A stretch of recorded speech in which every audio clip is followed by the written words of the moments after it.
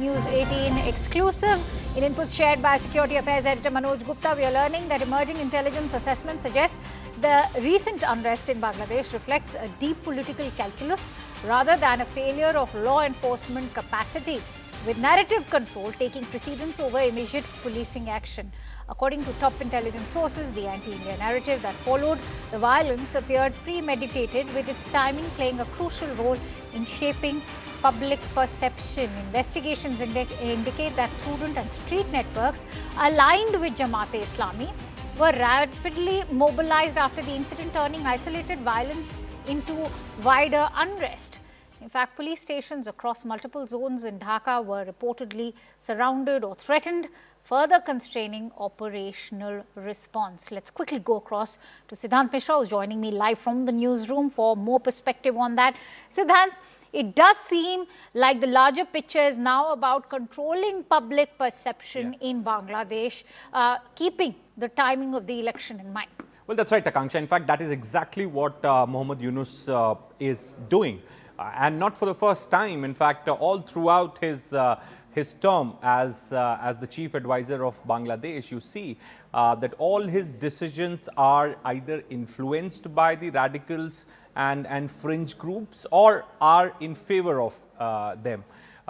So you know, he is definitely a person who wants to enjoy a popular sentiment within these radical groups, extremist groups in Bangladesh. So, you know, on the face, he'll say that, you know, students led this protest, it's students, interim government, and students need to be at the focus, in the focus as far as the governance is concerned.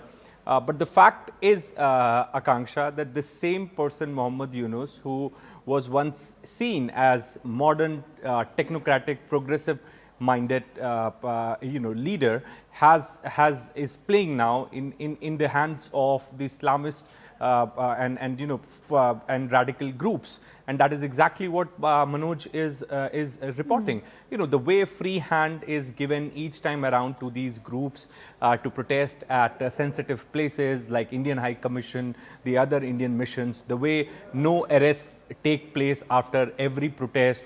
We have video evidence from Dhaka that anti-India slogans were raised, hate speeches were made, but no one was arrested, no offense registered. So, you know, a free space is being given for, provided by Muhammad Yunus to these groups so that they can mushroom, they can do whatever they want to do. Right. And this is the reason, Akanksha, that with each passing month, law and order situation is deteriorating in Bangladesh. Let's also quickly talk about the burial and, of course, the killing of Hadi, which has been used to drum up this anti-India rhetoric without any evidence or any cooperation sought from India.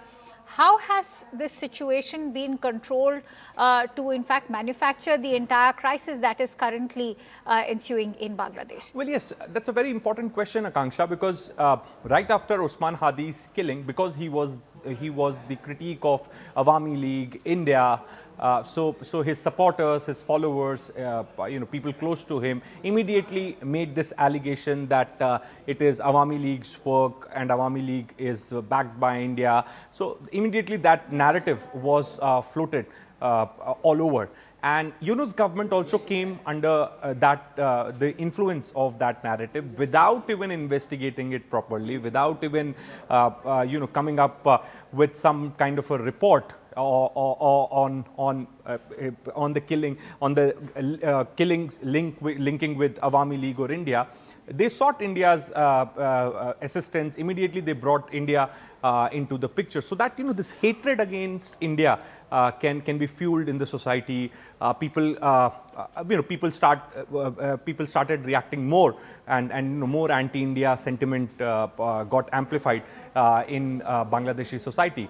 So that is exactly what Amnesty International today reminded interim government, that this particular case of Osman Hadi, irrespective of his ideology, his antecedents, but this case needs to be investigated. Impartial and fair investigation should be taking place. So today Amnesty International reminded Muhammad Yunus that don't jump to conclusion just like this, or coming under the pressure of radical groups, or what people are saying, what is the popular opinion. Okay, right. do the investigation. So that is exactly what Amnesty International reminded interim government. All right, many thanks to you, Siddhant, for putting that into perspective for us. Let's